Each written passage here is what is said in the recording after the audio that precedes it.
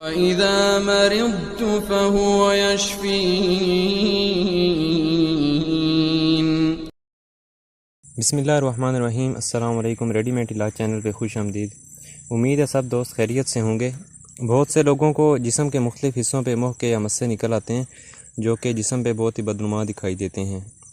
जिन लोगों के जिस्म में खुश्की ज़्यादा होती है उनमें ये कंप्लेंट्स अक्सर मिलती हैं। खुश्की की वजह से निकलने वाले ये मोह के इनको काटना इनका इलाज या कोई इनका हल नहीं है। परमानेंट अगर इसका इलाज करना है तो बॉडी से ड्राइनेस को ख़त्म करना होगा। आमतौर पर ये ख़तरनाक तो नहीं होते लेकिन अनकम्फर्टेबल, एम्ब्रेसिंग और कंटेजियस होते हैं। कभी कभार तो इनमें हल्का फुल्का पेन भी बन जाता है। अच्छा, ये तकरीबन 5 किस्म के होते हैं। एक आम मस्सा होता है जो आपकी उंगलियों पर और घुटनों पर बनते हैं लेकिन वो कहीं और ज़ाहिर नहीं होते। इनकी शक्ल ऊपर से खुरदरी होती है और ये ग्रे कलर में होते हैं। ये आमतौर पर दर्द वाले नहीं होते और ये ख़ुद ब खुद वक्त गुजरने के साथ साथ ख़त्म हो जाते हैं। दूसरे जिन्हें प्लांटर मस्से कहते हैं, पाँव के निचले हिस्से पर बनते हैं। ये स्किन में अंदर की साइड में फैलते रहते हैं, बाहर शो नहीं होते। अगर आप देखें तो पाँव के नीचे एक छोटा सा सुराख होता है जिसके आसपास की जिल्द पत्थर की तरह सख्त होती है। ये चलने में और कदम रखने में थोड़ी तकलीफ़ दे सकते हैं। तीसरे मस्से जिन्हें फ्लैट मस्से कहते हैं, ये चेहरे पर और रानों पर और बाजुओं पे बनते हैं। ये साइज़ में थोड़े छोटे होते हैं और स्किन पे फ्लैट टाइप बने होते हैं, जैसे इन्हें स्किन से खुरच दिया गया हो।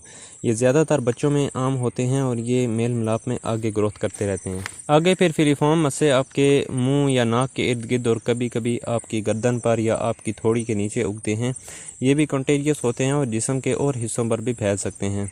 कलर में ये स्किन के सेम ही होते हैं। 5वें नंबर पे जो मस्से की किस्म होती है वो उंगलियों के नाखनों पर होती है। ये थोड़े से ख़तरनाक और दर्द वाले होते हैं। नेल्स के निचले हिस्से से ये स्टार्ट होते हैं और नेल्स की नशोनुमा को ग्रोथ को रोक देते हैं।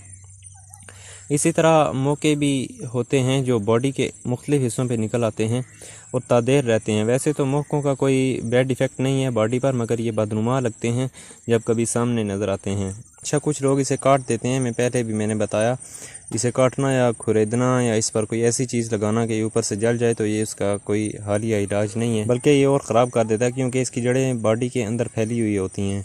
हल और इलाज इसका आज की इस वीडियो में इंशाल्लाह पूरा बताऊंगा कि जिसे इस्तेमाल करने के बाद आप मोकों और मस्सों से छुटकारा पा लेंगे।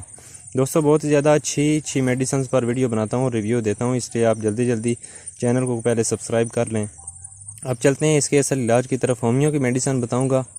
थूजा ऑक्सीडेंटल है जो हर सिटी में अवेलेबल है। थूजा ड्राफ्ट बहुत सारी कंपनीज बना रही हैं लेकिन आप कोशिश करें शवाबे की या डॉक्टर एक्विज की लें। 450 रुपये इसकी आज की प्राइस है। 100% वर्क करती है। इस पर कभी ये नहीं भी सूट करती मगर बहुत कम। साइड इफ़ेक्ट इसके बिल्कुल ज़ीरो है, ना होने के बराबर। ये ना हो आप डर रहे हो कि अगर फेस पे लगाएंगे तो फेस ख़राब ना हो जाए। बेफिक्र होकर तसल्ली से इस्तेमाल करें, इसका कोई साइड इफ़ेक्ट नहीं है। हाँ, जैसे पहले बताया कि कुछ पर ये अपना असर नहीं दिखाती, तो इसलिए अपने पैसे बचाने के लिए सिर्फ एक बोतल लेकर ट्राई करें या फिर होमियो स्पेशलिस्ट से मशवरा करके यूज़ करें। 30 पोटेंसी के जो ड्रॉप्स हैं दिन में 2 से 3 बार ले सकते हैं और जो 200 पोटेंसी के ड्रॉप्स हैं वो दिन में सिर्फ एक बार यूज़ करने हैं और 1 मंथ यूज़ करने के बाद आहिस्ता आहिस्ता इसका रिजल्ट दिखने को मिलेगा। दोस्तों, किसी किस्म का कोई डाउट रह गया हो या कोई सवाल पूछना हो तो कमेंट में ज़रूर बताइएगा। मिलते हैं फिर किसी नई वीडियो के साथ। अल्लाह हाफिज़।